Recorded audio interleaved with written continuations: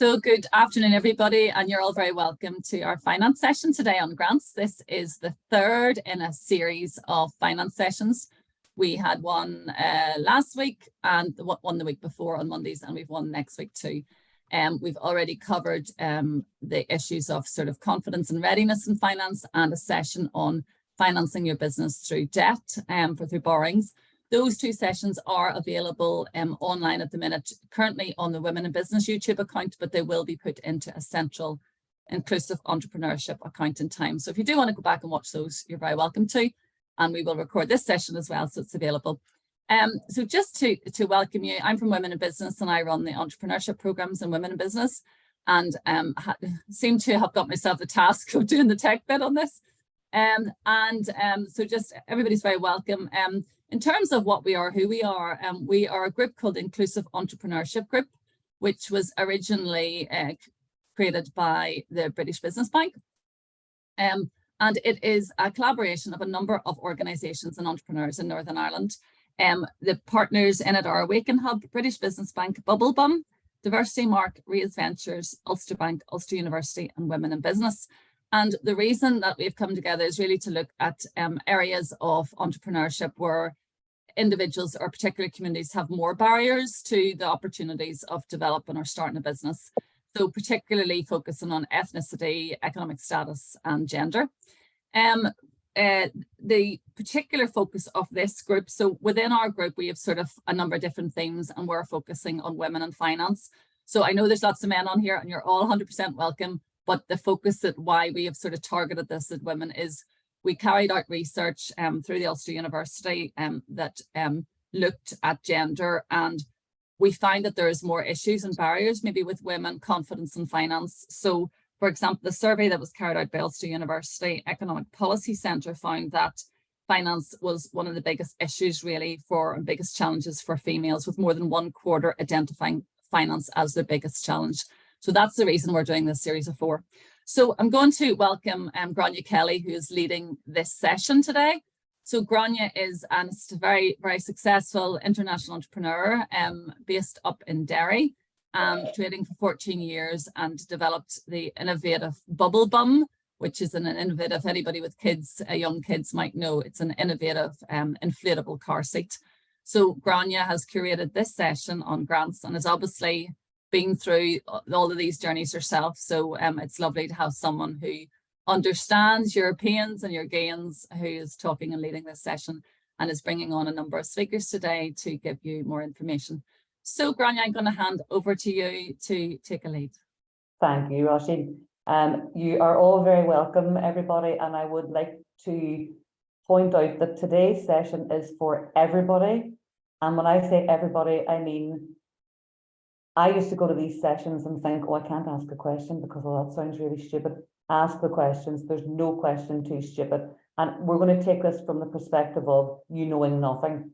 So that's what we're hoping for, that you will have learned something by the end of the session. We're splitting the session into 3 parts. The first part, it will be Susan McCain from British Business Bank. Susan is going to explain what grant finance is.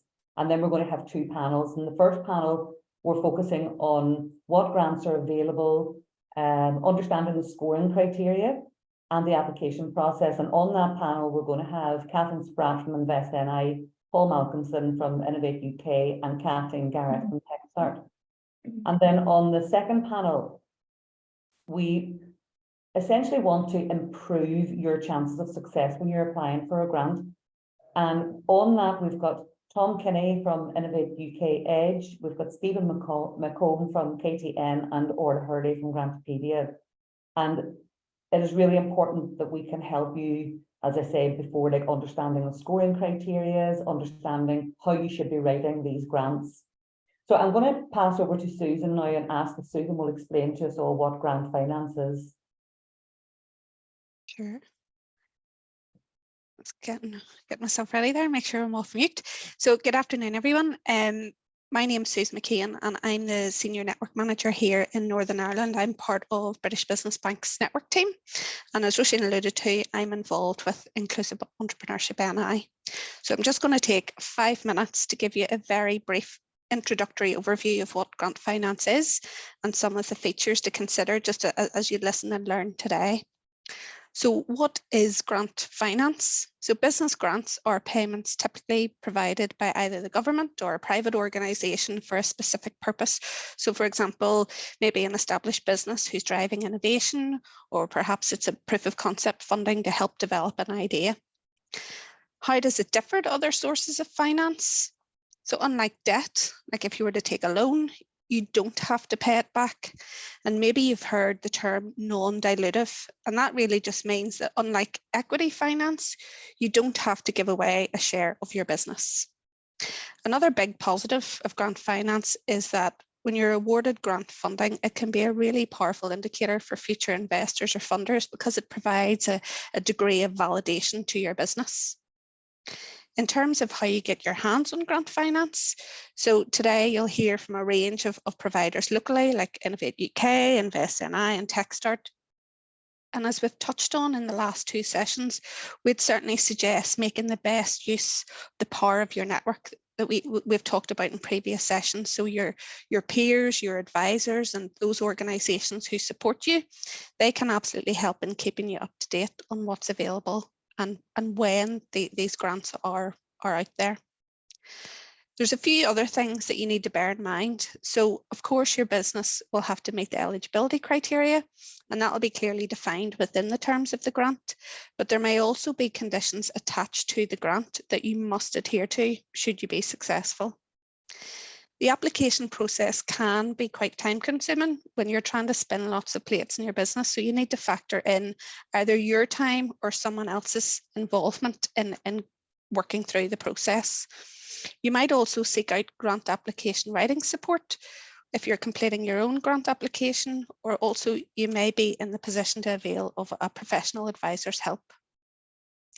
In terms of getting the funding, you need to bear in mind that the grant might not just be a pot of money given in advance. You may have to pay out for costs initially and then seek reimbursement. And there are providers out there like Spark Capital who can provide grant advances, so unlocking that finance in advance of you receiving the grant itself. Or it may be that the grant will support up to a proportion of the overall project cost, with you needing to identify a means to fund the other element. And lastly, it's important to remember that if it is a competitive process, don't be disheartened if you're not one of the handful of successful applicants. So you could have 100 founders apply for perhaps only 10 grants. So take what you can from the process, seek feedback and make good use of it looking ahead. So hope you enjoy today, and I'll hand back to you, Grania. Thank you so much for that. That's actually very informative, Susan. So the first panel, as I say, we've got Catherine Spratt, Paul Malcolmson and Kathleen Garrett. And the purpose of this session, this first session, is to understand what is available. So if I can start with Kathleen, can I ask yourself to introduce yourself and what your company do so that we understand first what angle you're coming from? Yep, so hi everyone, I am Kathleen from TechStart Ventures. TechStart Ventures is an investment company here locally in Northern Ireland. We also have offices in Scotland.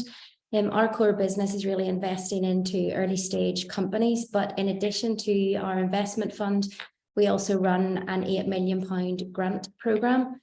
That grant programme is to help entrepreneurs at that very early stage who have novel, innovative business ideas. And the grants can help them explore their idea a little bit further and start to prove out, both the technical and commercial side of their idea. Great. Okay. And Paul, can you explain as well, can you introduce yourself and explain to us what you do? Hi everybody, my name's Paul Malcolmson. I'm Innovate UK's manager for Northern Ireland. I suppose my main role is in the working in the place agenda, ensuring that Innovate UK understands Northern Ireland as a place, and to ensure that our products and processes that reflect that place. Innovate UK is part of UK Research and Investment, which is a national funding agency investing in science and innovation. UKRI has a budget of around £7 billion. to make the impossible possible. Innovate UK is the UK's innovation agency. It supports business-led innovation in all sectors, technologies, and UK regions. Great. And Catherine, can I ask you to do the same? Yeah, I'm just trying to get off mute there. Can you hear me now? We can hear you, yeah. Yeah, okay. Well, hi everyone. My name's Catherine Spratt. I am from Invest NI. I'm based locally in the Northwest office here, but we do work across all Northern Ireland. And what Invest NI does is provide advice and support to anyone looking to start up their own business or grow an existing business where there's an opportunity to sell your product or services outside of Northern Ireland. And that can be to the Republic of Ireland or GB, or as far afield as you like. So Great, great. In terms of grants, can you explain to me, my first question to you would be, how do you differ from other grants? So if I go to Kathleen first, I'm going to ask her, how do you differ from other grants?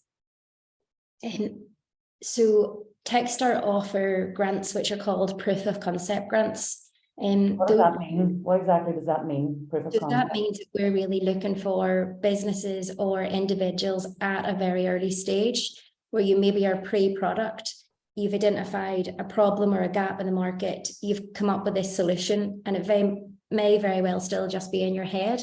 But you can come to us and apply for one of our grants to kind of help you explore that idea a little bit further.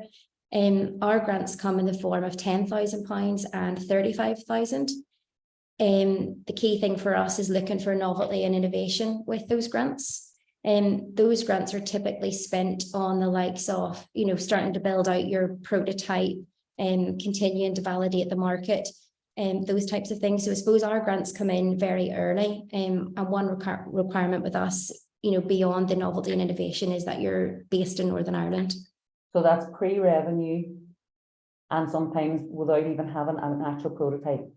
Exactly, yeah. And our grant can help you start to get that prototype. Okay, and Paul, what about you? Yeah, Innovate UK, our funding is mostly dispersed by competitions.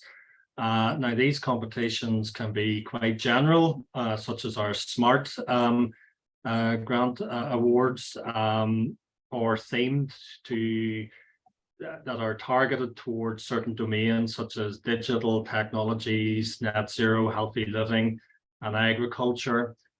Our competitions can range from grant support to from as little, I suppose, as £25,000 up to the millions. And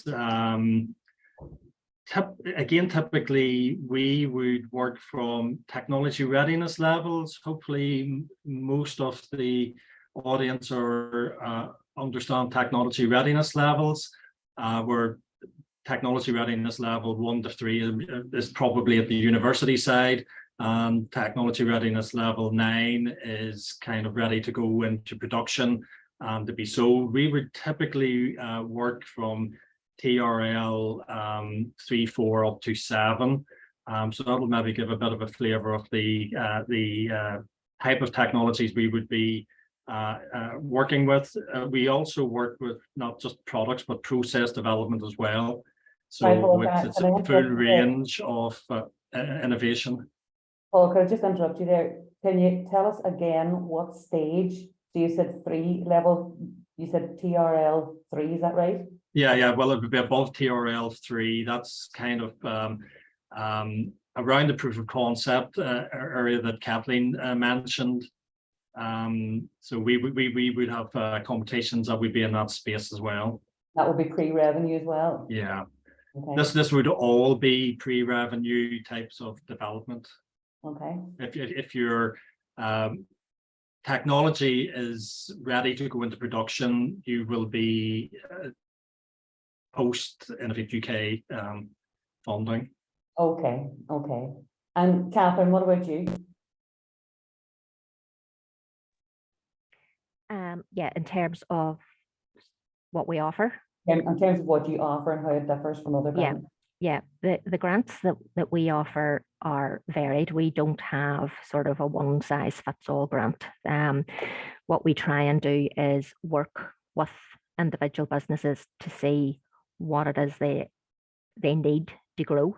So we have various different types of grants in terms of whether it's support for jobs, support for market development, support for training up your staff. So we have a wide range. We can support different areas of your business, at the one time. And I just say, when you say that you work with businesses, so how does that start? how do you get? I'm coming to you because I've got an idea. How does that start? How does the conversation start with you? The main entry way into Invest NI is through our business support team. So there is a free phone number and there is an email facility on our website. Or you can come directly to a local office. And So how do you either or. get people to contact Invest NI? If you want to contact Invest NI, the best way to contact Invest NI from a standing start is go through the free phone number. I can give you that'll be available. It's on our website. So you phone up or you get to speak to one of our business support team advisors. They'll talk through with you exactly what it is you're trying to do, what business you're trying to start, what stage you're at, and they will then signpost you to the appropriate person in Invest NI. Okay, to take that forward. Signpost you to a different entity if they're not right for Invest NI? And absolutely. If it turns out through that conversation that there's nothing Invest NI can do for you at this point in time, and there may be something else, they will give you that. Okay, that's great. Can we look? I mean, I know Paul, you spoke already and said that you were looking at anything from 25,000 to millions. So, how much money actually is up for grabs in terms of these grants? I mean, this drives me crazy that there's so much money that nobody actually knows about. How much, I mean, if you're talking about it in real terms, how much money can a business actually get? Grania, it would depend on the competition. The limits would be spelled out in the title deeds, I suppose, of the competition. If what I will do is I will post on the chat some links to the live opportunities at this moment in time through Innovate UK. And typically, I just checked before coming onto this session. At the minute, there are 44 live competitions in Innovate UK and I suppose UKRI more widely. But it would say, typically the smart grants, you could apply for funding up to, I think it's £300,000. There are other competitions that they will spell out the limit of the grant. And as I say, it can be from up to 50,000 up to 25,000. And at other occasions, I have seen competitions that say have a limit of £10 million, but they will also advise that if a project can warrant it, we will fund up to say £5 million. So there may only be 2, 3, 4 winners on that occasion, or there could be more. Okay. So it really depends. You have to read the competition. Okay, and you talked about your chat there. How do they access that? Yeah, it's through Innovation Funding Service. I would encourage everybody to dip into Innovation Funding Service regularly to see what competitions are live. I will also put into the chat a link to our Innovation Hub. That is a portal that you can, I suppose, tailor your search across the UK to see what opportunities are available currently. And you will, when you read the scope, etc., of the competition, that will probably give you a good indication as to whether the competition is suitable for you. Okay. And Catherine, what about you? How much money is up for grabs? Show me the money. The amount of money that's up for grabs, to put it plainly, it could be anything, because it depends on the project that the business is bringing forward. So what we do is we look at where the business is now, where they want to go to, where they want to grow in the next 2 years, say, and what it is that's they need to get them there. So it could be support to create employment. It could be market development activities, going to trade shows. It could be some research and development grant if it's for a particular new product or something like that. So what we do is we work with the business individually, and we can provide then a tailored amount of support. And that's one aspect. The other aspect is then we do have standard competition amounts. So like the innovation vouchers, £5,000. The Ambition to Grow program that we had a call there that is actually just closed at the minute. You could have got up to £5,000 per new job for up to 6 new jobs. I just wanted to ask you there. I was sorry. I was trying to interrupt you. I just want to ask you in terms of the application process for that. So is it a business plan that they would have to do, that we would have to do, or is it like an online form? Or it's for the competitions, it's an online form. Right. Okay, so what that would be, the call would come out, you log on to the system, it's an online application, and the company will complete that and send that in. If we're looking at negotiating a package of support with a company, you will sit down with an advisor, like someone like myself, and we will sit down and talk through your plans, and the company will then put an application together. We then act as an advisor in that role, you know, before that goes forward for approval. So we would work with you in terms of putting the application together. So would you offer support then for completing the application form? Yes, we can do, yeah. And in terms of the application form, because back whenever I had been filling out application forms, they were looking for everything. They were nearly looking for stool samples and smear tests. There was so much information that they were looking for. I couldn't understand the relevance of half of it. I just want to get my business. So is it the same way, or? The key thing is that you need to be able to identify what your business does, where it wants to go, and how it's going to get there, and the result of all that. So we would be asking for financials, projections to see what the impact of doing this project is going to have on the company, what benefits it's going to bring. Okay. So when you talk about financials, sorry, when you talk about financials, when I talk about financials, what we want to see is the growth. So we're looking for, it depends on the size of your project. So if you were looking for millions, we would be wanting full-blown financial statements prepared by an accountant. If you're coming for a 5K grant, we just want to know how are your sales going to grow? Are you going to remain profitable? You know, you don't have to go and get a full-blown spent money on an accountant or anything like that. So each grant will differ. Okay, and so are you saying that whenever you're approached and part of this application form, your business doesn't have to be profitable, or does have to be profitable in order to apply for these grants?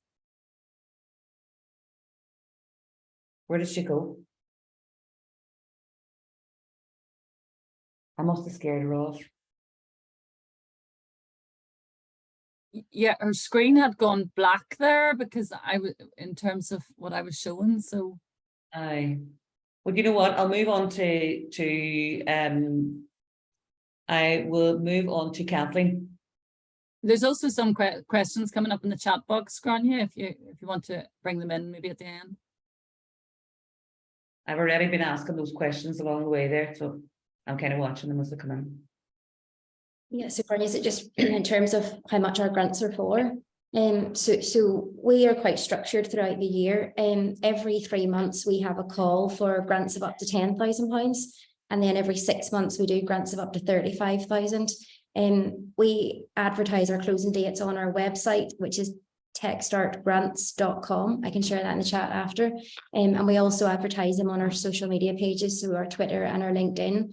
So you can go there, see when our closing dates are. And as I say, it's every quarter and every 6 months. Applicants can avail of both grants, but just not at the same time. So I suppose the maximum an applicant could get from us would be a total of 45,000, and that would be the 10 plus the 35. Okay, and in terms of that application, what information will be required? Again, I'm guessing that we're going to need financials. So what level of financials are we going to be needing? No, we don't need financials. No, I suppose because we're looking at ideas at a very early stage. I would say our application process is a bit more of a high level. So we would have an online application form, which is really just 12 questions, you know, covering novelty and innovation, questions around the team, the market, what do you want the money for? We don't ask for any financials. The only thing we kind of touch on is, in the future, what do you hope to sell it for? Who you exactly are you selling to? Those types of things. Okay, so you're more interested in how are you going to commercialize this? Yeah. So at this stage, we don't look for financials. We don't look for a business plan. It's just the form initially. Okay, and again, that can be online, and you're going to get the link for that. Yep, I will do. Can we go back to Paul in terms of these application forms, because I know so many people that are applying for application after application after application, and they're not winning any of the grants. So can you give us an indication specific to your own grants of some of the pitfalls that we should avoid whenever we're applying? Because I'm quite sure that you see the same things over and over that people are doing wrong. Yeah, but I suppose one of the major pitfalls is that the grant that you're applying for is not suitable for what you want to achieve. It's out of scope there. It's trying to fit a square peg into a round hole. So yeah, read the eligibility of the competition. I think it's important to emphasize that in Northern Ireland, our grant, from an Innovate UK perspective, our success rate is actually one of the leading regions in the UK. The challenge we have in Northern Ireland is encouraging more businesses to apply for Innovate UK funding. I think that the challenge is that we do actually do a lot of innovation here, but our businesses potentially don't think that they're innovative on a UK context, or the evidence is that we are. Why is that? Why do people think that they're not eligible under that? Well, it's not so much that they're not eligible. I think that they kind of convince themselves not to apply.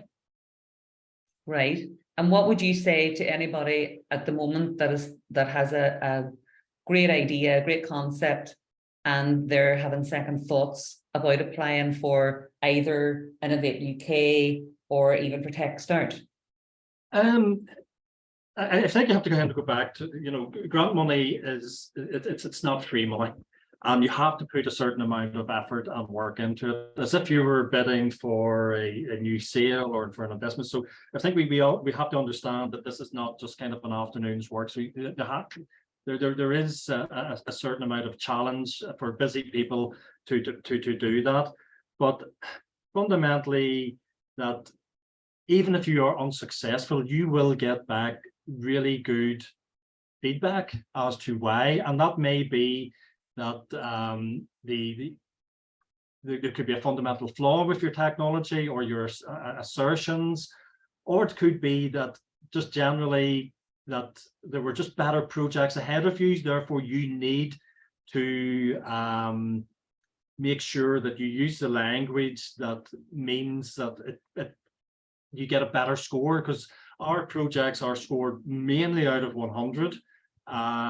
If your projects typically scores better than 70 out of 100, means that you're in a fundable position, but it doesn't necessarily mean to say that you will be funded, because our competitions typically have a set pot of money. Mm-hmm. And during the assessment process, the projects are scored and ranked, and you may be ranked in a position that is below the lowest threshold, as the pot of money is effectively run out, because we start from rank number 1, 2, 3, 4, and then once the pot of money empties, we end up with unfortunately projects that are fundable but not funded. And in terms of the criteria that you mentioned there, can you give me some specifics on the criteria, so that whenever we are applying, that we know, oh, we need to make sure this is going to be more heavily ranked than than this. If you know what I mean, if you can give us an idea of how Yeah, well, I think that Stephen and Tom will be able to give a lot more detail on this in the next session. But I suppose fundamentally, you know, there's probably 4 questions that, you know, is the market big enough? Can the innovation be world leading? Is it market driven rather than a research project? And fundamentally, why should public money be used? And what you are really, when you're developing your application, you're trying to make your project better than somebody else's when they read it, so that you get a higher score. Okay, and in terms of why should public money be used, I always find that a really hard question to answer. So what sort of things should we be thinking about whenever we're considering that? Well, I suppose that comes back to the old phrase additionality, and this is civil service speak, unfortunately. I don't understand it. And I know it's a case of why should public money be used? Because well, it's a lot of it's down to risk. You know, if it's too easy, then why not just go ahead and go to your bank and get the money and go ahead? You know, fundamentally, government is in that position of dealing with those kind of wicked problems that you know, other funders will generally steer clear of, and risk should be something that is included in your application, because if it's deemed to be low risk and you know the opportunity is too good to be believed, then the likelihood is that you won't be funded. But if there's a level of risk and you're open and honest about that and how you're going to address that risk, that would be, you know, a big tick box as to why government money should be utilized in that space. You know, ultimately, I think you talked about it earlier with regards to finances and all that good stuff. Yes, Innovate UK will look at a business's finances, because we will not put money into a business that is fundamentally not viable going forward. But that would be after the project is assessed, etc. Okay. Okay, that's actually really helpful. That's really helpful. Kathleen, can I come back to you? And I suppose I want to understand more about the pitfalls that I know myself. I have actually done a TechStart application in the past with another company, and I want to understand from you, what are the pitfalls that we should avoid? And again, how are you scoring that? I want to understand, where is it most heavily weighted? Okay, I think, you know, we're a generalist fund and not necessarily technology. As I've said before, it's focusing on novelty and innovation through our grant fund. So we're seeing ideas across a range of sectors, and we're not experts in all those fields. So I would say, you know, whenever you're applying, don't assume any prior knowledge of your idea. For that's, you know, for the reviewers and the readers of your application. So being really clear and concise on your business, the market, the industry. Don't be using acronyms, and don't be assuming that we know and understand anything. You know, you're pitching it just as clearly as you can. I would also say that going for different grants, you know who you're applying to and what for, because different, you know, grant funders look for different things. So just make sure you're clear on who you're applying to and what for.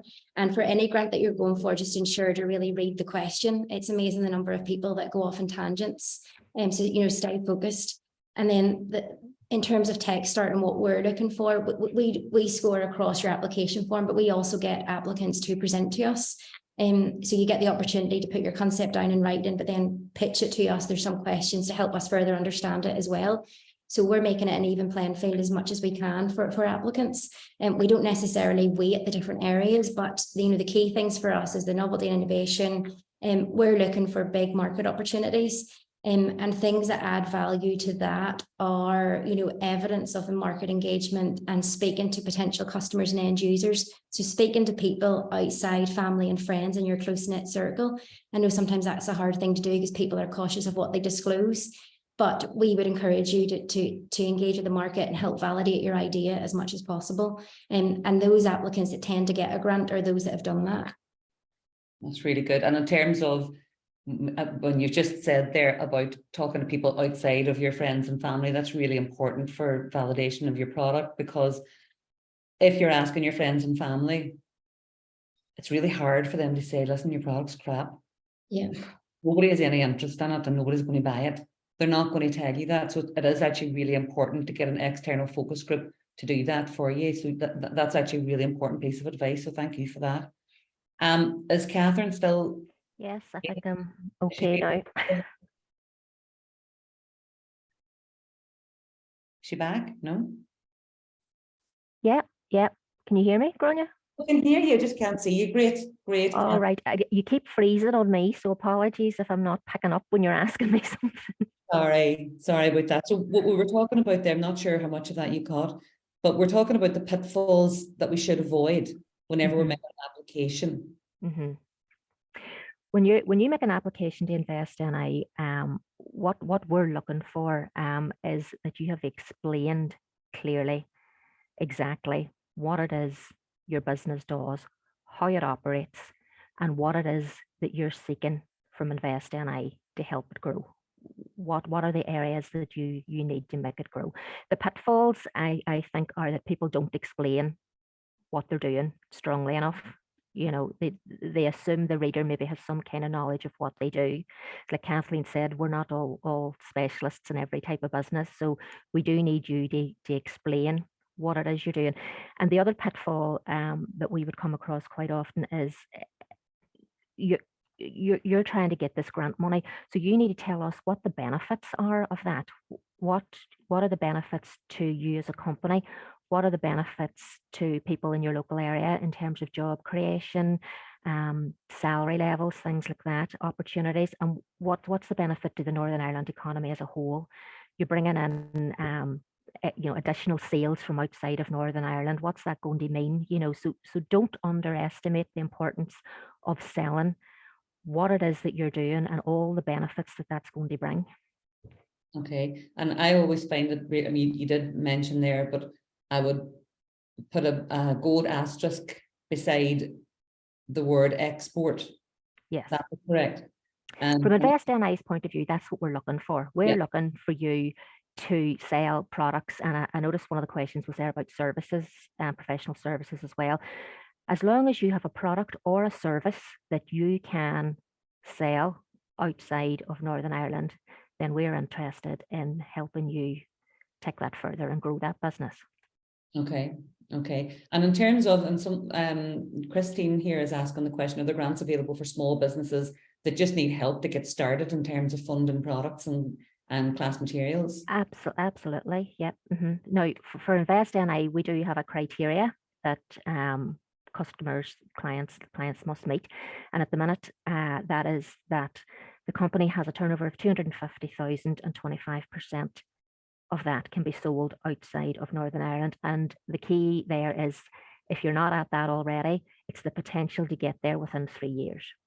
Okay, so if you're not, you don't have to be there. You could be at the very start of your journey with 0 sales and a product idea, and you could still come to Invest NI, and we could help maybe on the technical side, on the R&D side, on the trade side. So there's various things that we can look at every stage of your growth. Okay, and so in terms of the scoring criteria for that, where is it most heavily weighted? Again, back to the benefits. It's back to the benefits. What is your project doing? What is us putting government money into your business going to benefit the Northern Ireland economy and your local area?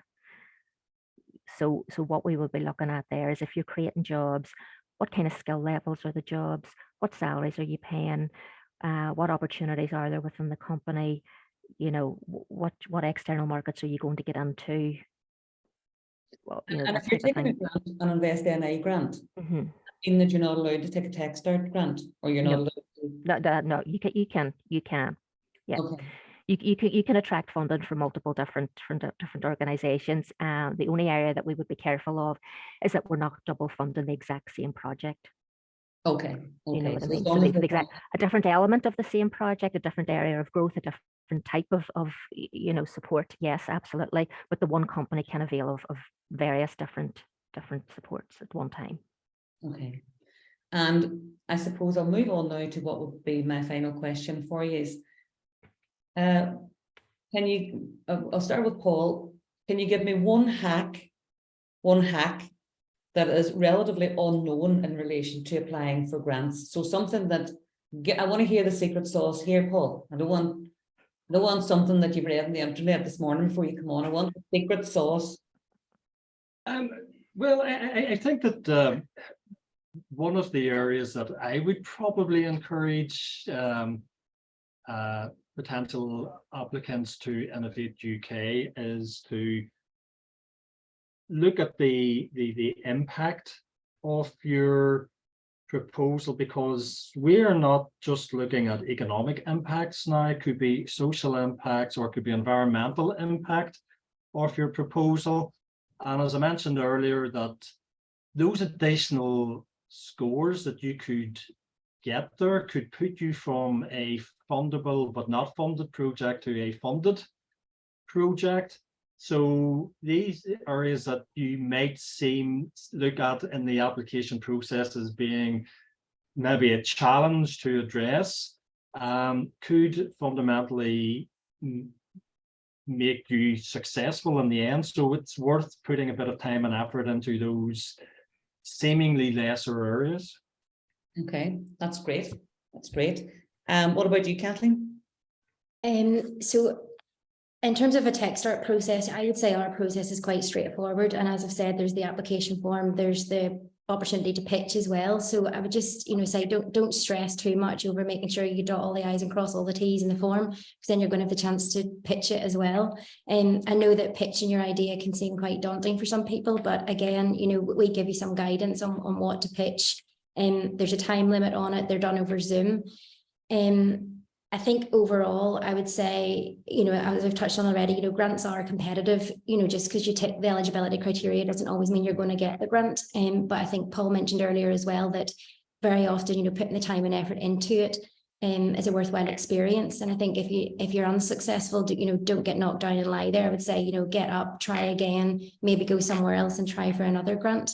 It doesn't mean necessarily that your idea is a bad idea if you get a no, and maybe you just didn't hit the threshold. Okay, that's great. That's great. And Catherine, what about you? I suppose the hack is just clarity. Explain it like you're explaining it to a 5-year-old. Don't assume anything, and just you know your business, but the person reading it doesn't necessarily. Get everything you can out there. And another thing is look at the organization that you're applying to.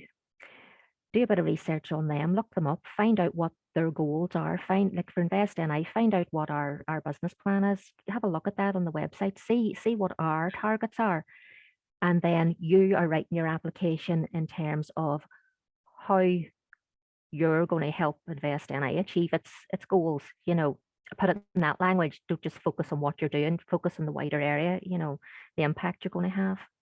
That's really helpful, actually. So focus on Invest NI's goals. Check the websites, ring the business support team, find out what it is we want, and incorporate that into your application. That's great. That's great. Well, listen, guys, thank you so much for that. Anya, there's a couple of wee questions there. Maybe there's one just asking about professional services. Just the focus of the grant seems to be on novelty prototypes products. Maybe Catherine could comment on that, because I know they do support. You do support. Yeah, services. Invest NI. It's not limited. There is a view that if you're not manufacturing something, you're not supported, but that's not the case. Our key focus is encouraging businesses to sell outside Northern Ireland. So whether that is a physical product or whether that is a service, we're happy to look at that. And also, do you have to be a registered SME to avail of most grants? When you say registered, do you mean limited company or? Not sure, but I'm guessing. I assume. No, for Invest NI, you could be a sole trader or a partnership, a limited company, as long as you're a business. Yeah. Okay, that's great. That's great. Well, I'm sure you'll all agree with me that that was very informative and very helpful. So I'd like to thank Catherine, Paul, and Kathleen for their time today. Really appreciate that. And we will move on to our next panel of Tom Kinney from Innovate UK Edge, and Stephen McComb from KTM, and Orla Hurley from Grantpedia. So can I ask, Tom, can I ask you to introduce yourself and what your company does? Good afternoon, guys. My name is Tom Kinney and I work for Innovate UK Edge. We're the advisory arm of Innovate UK. Innovate UK being the parent body, for want of another phrase, who supply most of the funding. And our small little team here in Northern Ireland deliver the advisory services around funded projects, and those projects that have innovative and ambitious capacity attached to them, that we can help them grow and scale and reach international areas. So it's about wrapping our arms around a project in order to make it grow. So we concentrate on the business support and the advisory service rather than the funding itself, but we understand the funding mechanism behind it. Great, that's great. And Stephen, what about you? I work for Innovate UK KTN, so the KTN bit being important. Within Northern Ireland, one of our main functions is the knowledge transfer partnerships. So the KTPs, which work between universities and companies. So if a company has a particular funding project, then we tend to work on the funding, which is trying to grow some sort of new product or service for the market. Okay, okay. And Orla? Hi there. I've got a few hats. So one of my hats is I'm the Deputy Director of Smart Nano NI Consortium, which is a 63 million government funded project, of which they were awarded 43 million, the largest grant awarded out under that particular grant program. I'm here today in the capacity as I also have my own business called Grantpedia, and I identify grant funding opportunities for businesses and write applications for them. Great, very helpful to know. Yeah. 1 second, I don't know where he's gone there on my screen. Sorry about that. So I suppose in terms of, again, we're going to go back to like the top 5 things that you would advise when you're applying for grants and the do's and don'ts of that. But if I can start with yourself, Tom. Mm-hmm. Can you give me like one specific thing that you would advise when you're applying for a grant? What is the one specific thing?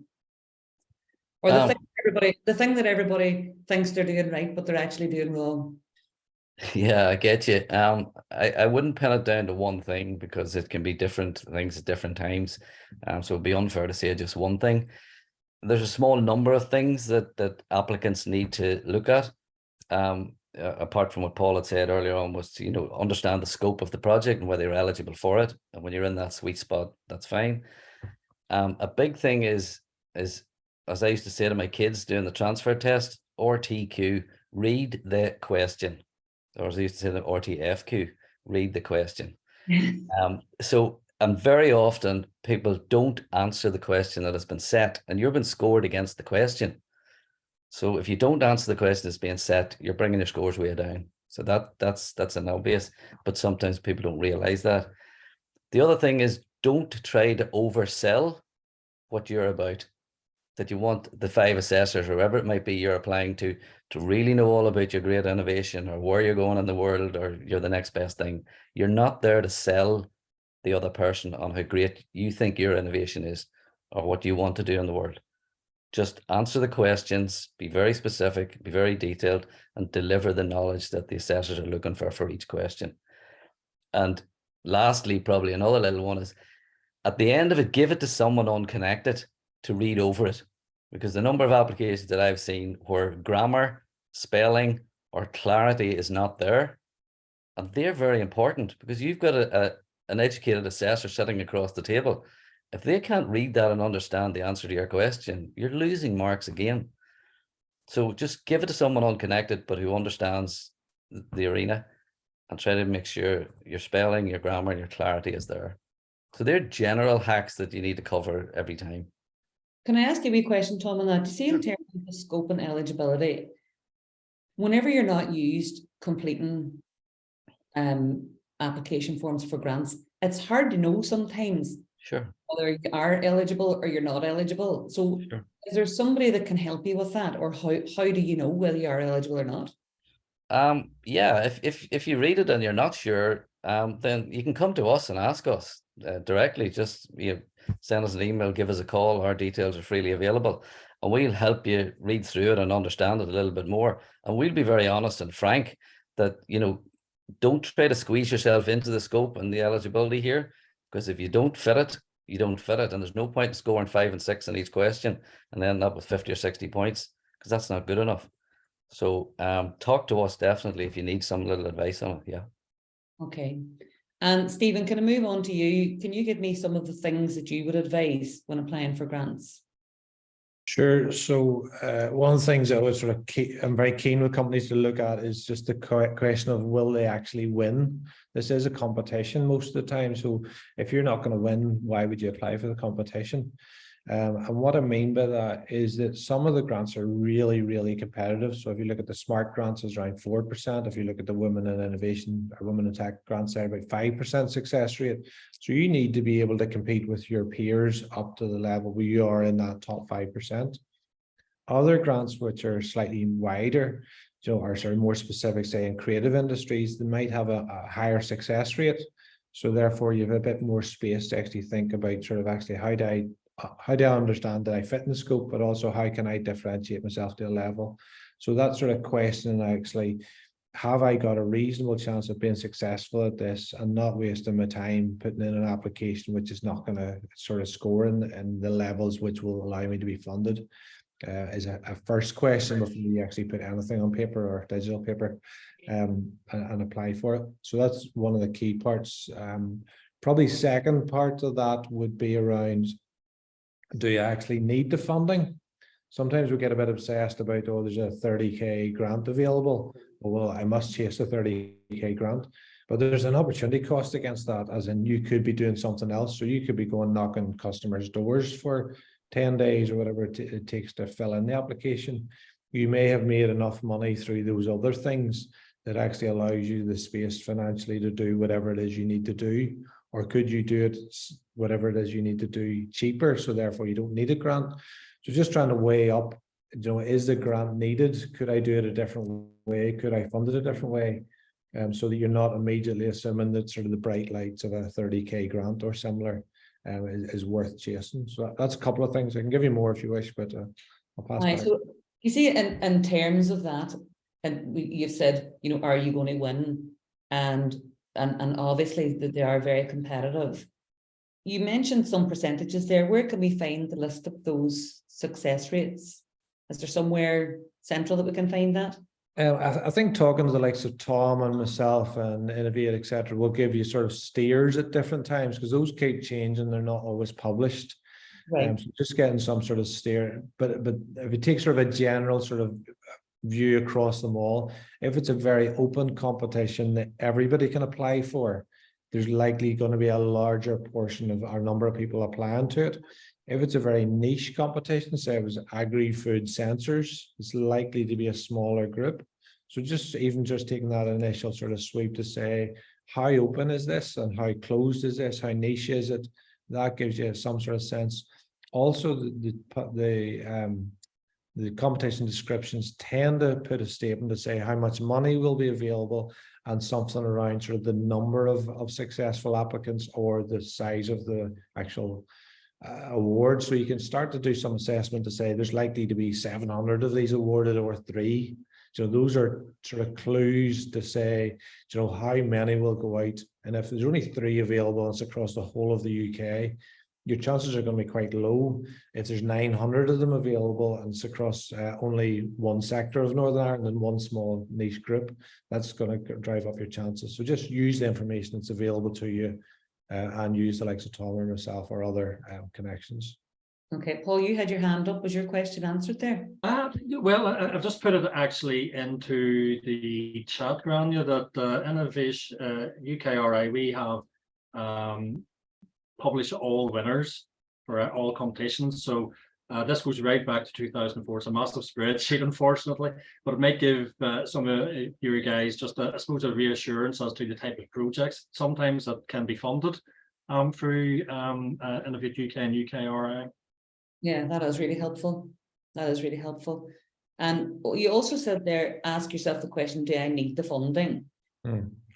That's a really hard question, because I know you're saying if you go out and sell, I suppose it's a case of, are you going to be able to get the funding if this is not going, if you're not going to be able to achieve your end goal without the funding? Are you not going to get the funding because you don't have any other way of getting the funding? I don't know if I'm making myself clear, but if you're going out for a grant and you're not going to be able to achieve what it is that you want to achieve without that grant, does that leave you on the back foot, or is that a positive, or how does that leave you in your application? I don't think it leaves you back foot or not. It can be part of the risk point that Paul was mentioning earlier on. You know, we can't fund this through bank loans, or we can't fund it through other options. Therefore, you know, this is an avenue which would allow us to get the market quicker than we would have without them funding. So that's quite a nice argument to put in your application, to say, we think there's a fantastic opportunity. This funding will give us a step change in our opportunity. So I think that's, you've given a perfect answer of how to justify the additional value that the government fund brings. The bit I'm going to is on the other side of that, to say, if this is, say, for a 20 grand's worth of funding, but you're only receiving, say, 2/3 of the money, and you have to put the other third in as a company, what's the actual number that you're of commercial money that you're getting back in to pump into your business? And really weighing up, is that worthwhile of me chasing this grant and the overhead of managing it, etc., or could I do it a different way? And that's just sharp business practice. No, am I going to put my time here, or am I going to put my time here? What's the value of doing A versus B? So it's just sort of not being dazzled by the lights of a free money, which is never free. It takes time and takes effort. Contribution. Orla, what about you? Can you give an indication of some of the things that you would advise when applying for grants? Yeah, for sure. My hacks are more or less kind of echoing. Definitely take the 10 minutes to read the eligibility and scope. It's absolutely invaluable. Then what you would do then is your first pass. Most of the grants are effectively 10 questions or so. Some competitions will ask for more detail, but they're asking you what's the need or challenge, what's the market, your market awareness, what's the route to market, what are your costs, what are your project team, what's the value for money, and the additionality question. They're all of them, all the grant competitions all have guidance. Read them, follow them, even use their headings. If you're coming at a grant and you've never done it before, what I would suggest is take each question individually, write bullet points to start with. Don't try and write the essays for each of the questions. Have a look at it. And repetition is good throughout. So effectively what you need to know, you're not going to be scored on your technical expertise of whether your data analytics algorithm is going to work or not. It's going to be, can you monetize that? Can you make money out of that? And that's what it's going to be, effectively a business case. So always know what's the motivation, and what's the opportunity, and what's the current state of the art, and what your project or what your product or service can bring. Okay, and thank you for that. And you've mentioned again about this additionality question that I've never heard of in my life, that I will tell you, and I have done lots of grant applications. Can you break that down for us? And I know that we've already talked about it, but just can you break it down and really spell it out what that means? Yes. To me, the additionality refers to what will this grant money enable you to do? The grant funding is always an enabler and or an accelerator. It will enable your business to accelerate the timeline of how you can get that product or service to market, and allow you maybe a significant competitive advantage. That's the additionality. The additionality is also you know, like Paul had said earlier about the risks. Usually in all of these grants, they'll ask for a risk register.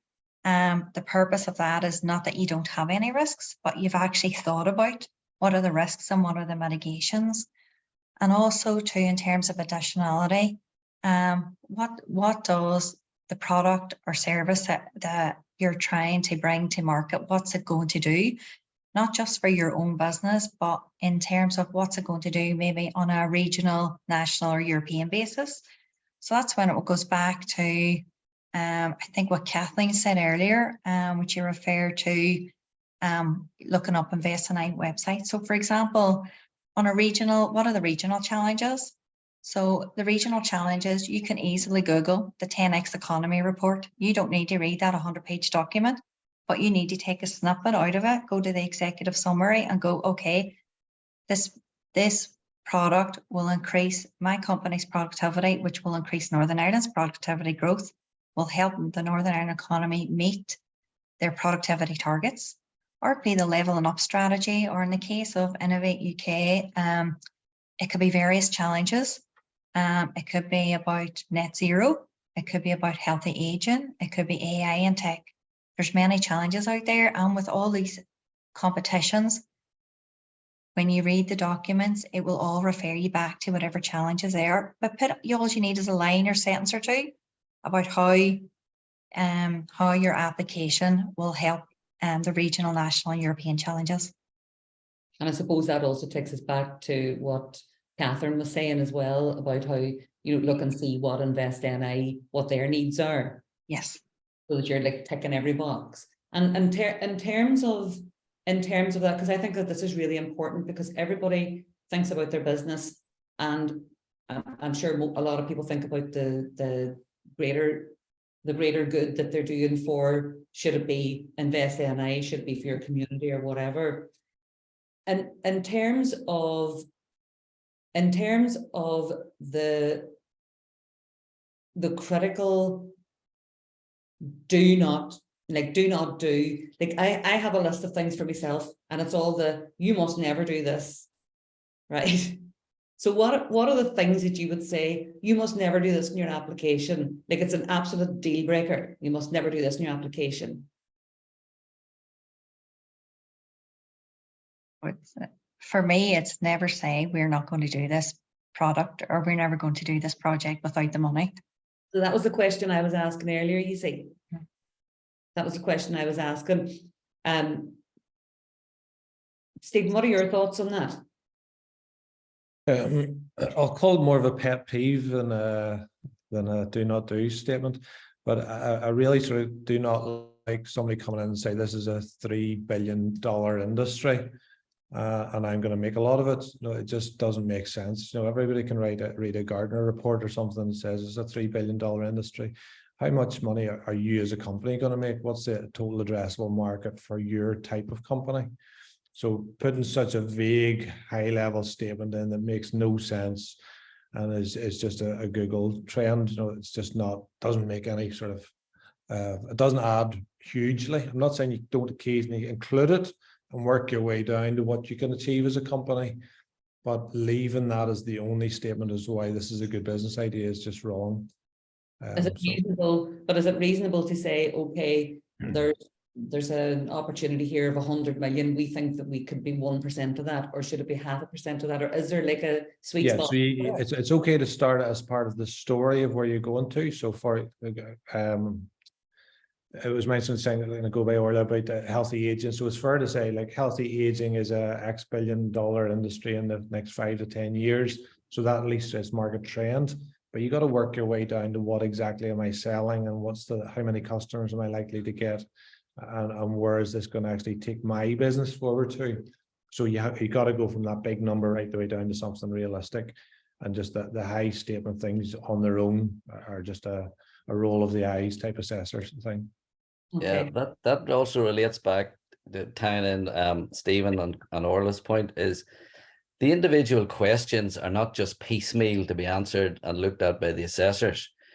In these questions, they're trying to get a feel for the overall strategy of where this innovation is coming from, where you might be going with it, how you're approaching the marketplace, the size of it, etc. So there needs to be a thread of a strategy behind what you're doing, and to be able to express that somehow within the answers. So that's important, because that, you've got market size in there, market opportunity, you've got the team. All of those things need to be emphasized as you're going through it, so the assessors can see, yeah, I get this picture here. I know this is a big market, but I know what these guys have. I know what they're going after. Here's the team, and your chances of rating success increase a lot. And I think, so I have a wee bit of a conflict between what Orla has said and what Stephen has said, and perhaps I have misunderstood. So can you clarify it for us? Orla, you said, never say that I'm not going to be able to do this without the funding. And Stephen, I understood that what you were saying was that you should document that as a risk. So which is it? Did I misunderstand that, or? Possibly misunderstood. I mean, I sort of agree with the principle of always documenting things as a risk. And I think if I understand Orla's point, she's saying never say I would never do this. I think it would be reasonable to say, like, without this funding, it's going to take us a lot longer to get the market, and this would accelerate it. So, or this is such a ripe and fantastic opportunity that we've identified that we must find ways to get the money, and even if it's not in this grant, go somewhere else. So I agree with Orla's point of, you saying that it's not worthwhile if you don't give me the money. It nearly downplays the opportunity a little bit, because you're trying to convince the assessor this is something that nobody else has seen, and we've just got this fantastic way of getting at the market. So yeah. I would agree with that principle of you don't ever state you shouldn't, this would never be done without the grant funding. However, you do say this will accelerate it to get the market, or we'll be able to get to a much bigger portion of the market. So I think it's just ways of playing with the argument. That's actually really helpful. I'm glad that I misunderstood. One other do not is, and an important one is, if it's time-bound application, like it closes at 11:59 on the 23rd of June, do not leave it to the last minute before you press submission, because 200 others might be doing the exact same thing, and that system will get jammed and yours might not get through and you're out the window. Yeah. So do it well in advance of the closing time. I would agree with you, Tom. I would also even go as far to say, don't leave it to the last minute to start the application. Don't leave it to the week before. Yeah. Start a good 3 to 4 weeks beforehand. Yeah. Yeah, no, I would definitely agree with that. And that has happened to me, by the way. Just thought I would tell you. Happens. You wouldn't be on your own, Grania. It's happened to a lot of people. That's happened to me. So look, I'm going to ask the three of you as well for the one hack that is not widely known in relation to applying for grants. What's the one life hack that you would give people now for applying for grants? I'll start with Orla. Okay. I would say, where possible, don't submit a cold grant application to the funding body. Invest in I, Innovate UK are there to help. They want to give you the money. Have a draft on, talk to them about it. They offer review services, both organizations. Don't do it till last minute, do it maybe 2 weeks beforehand. I think that has been really useful for a lot of companies that I know. That's amazing that they have review services. I didn't even know that myself. I didn't know that. What about yourself, Tom? Yeah, I would agree with Orla on that point. The last thing we want to see is an unsuccessful application coming to us and saying, hey guys, can you read over this and tell me what the assessors mean and tell me this and tell me that. So yeah, talk to us up front. We'll try our best to help you out. A key thing is, don't oversell what you're at. Answer the questions. You're not there to try and sell anybody on anything. Just answer the questions and answer them very well and clearly and concisely. Okay. And Stephen, what about you? I would say to look at previous winners is a really sort of good thing to do, because it gives you a sense of how ambitious you need to be or how wide an impact you have to be. So if you take, for example, Paul mentioned about all of the winners since 2004 in the Innovate UK grant. If you're trying to argue that you are a completely unique company who is the first to ever do AI and fashion, you go into that spreadsheet and Google AI fashion and you'll see 20 other ones, 100 other ones come back. So immediately you're sort of having to reframe your argument. So that sense of looking at previous winners, that might be the big list that was mentioned by Paul, but it also might be news articles where they are doing a case study about somebody, or it might be just promoting something that comes through. Those all give you sort of subtle clues as to what the funder wants, because obviously they don't put up a news article about something they don't want. They want to sort of showcase their favorite child. So it gives you clues as to what a favorite child looks like. It gives you sort of influence as to what keywords they use, which can be just subtly to reframe your argument. Very good. That's very good. So can I ask if anybody else has any questions for any of our speakers today? Can they put them in the chat below? And in the meantime, I would like to thank Tom and Stephen and Orla as well, because that was really informative as well. So thank you so much for that. Sure. We are now going to, if I've been dying to say this all day, we can roll it there now, Roisin. Does anybody remember that from the game? Yeah. Roll it there now, Roisin, with the poll, and just do the end poll to see if people have actually learned anything from this. You want to ask your questions, cover all the questions first there, Grania, and so that, you know, they've got all their answers before we run the poll. Just wanted to ask us again, I have two businesses based in NI, both need additional financial support. Would I be able to apply for funding for both? I can answer that from an Invest NI point of view. Yes, they're two separate. If they're two separate businesses with two separate growth plans, then we would be happy to look at both of them. We fund the business. We don't fund the business owner as such. You know, it's the business itself. So if they were two separate businesses, yeah, we would look at that.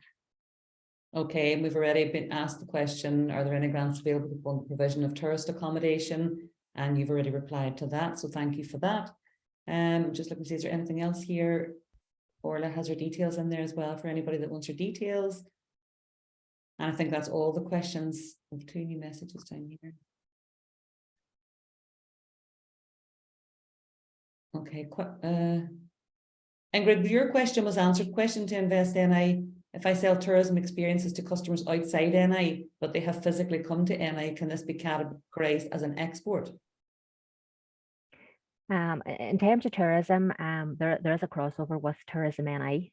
So it depends what exactly the tourism offering is. If it's accommodation, generally Invest NI historically have been able to look at that. And if it is a tourism service, it would fall under Tourism NI. But does no harm to, you know, contact the business support team, contact the tourism team and tell them what you're doing, and they'll be able to advise you. Because sometimes it's about how you describe that to Invest NI as opposed to, I know that's happened to me in the past. Yeah, and again, that's back to the points made earlier. It's clarity. You know, explain what you're doing as if you're explaining it to a child. You know, explain exactly how your business earns its money, where it earns it from. You know, don't assume we know what you mean. You know, explain it fully to us. I suppose in terms of an export there for that particular one, selling tourism outside to customers that are outside of Northern Ireland, effectively you're bringing money into the country, which is the same thing as an export, really. Yeah, technically yes, but it depends. Tourism is one of those sectors, because there is a tourism body separate to Invest NI. You know, it depends which one you would fall under in terms of support. So that's something we would talk one-on-one with and get an idea of exactly what it is you're doing. So you've heard Catherine saying there that she's definitely giving you all the money. Just for the record, no. It's recorded. And can I ask all the contributors today as well to put your contact details and websites into the chat? Want me to launch that poll now, Grania? Yes, please. If you wouldn't mind, we want to do this poll because it's important. It's no use to anybody coming on any of these, spending an hour and a half of your lunch break if you're learning nothing. So we want to make sure that the information that you're getting and that the contributors that we're bringing on board are giving you the information that you want. So if you don't mind filling out these, it would be really great. Confidence about grant finance. Can you see that, Grania? I can see it. Okay. Can you see it being completed there, or is it only me can see that? No, it's only you can see that. Okay. Okay, currently 70% are saying they have some confidence knowledge but need to learn more. Just one person saying I still don't know where to start, and 29% are confident, no range of options and happy to do applications. So yeah, so 27 people have answered that. I'll just give it another wee second, see if anybody else answers it. Some people still answering it.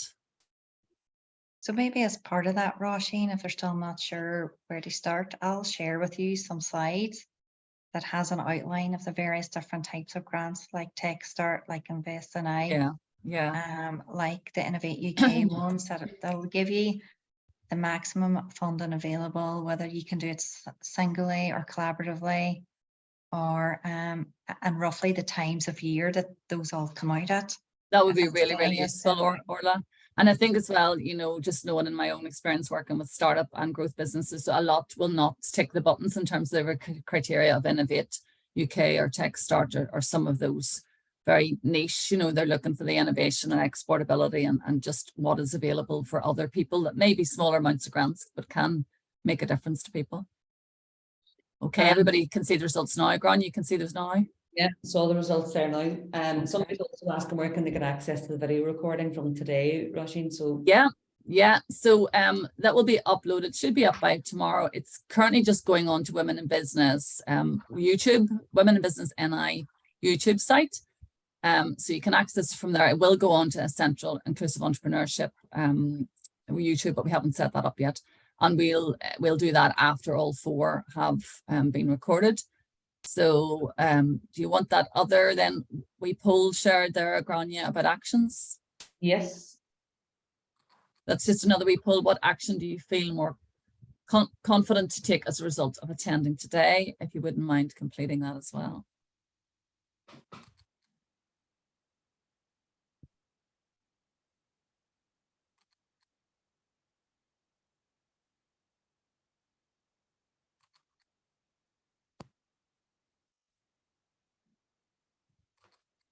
So yes, 68% are saying approach panelist of provider for more information.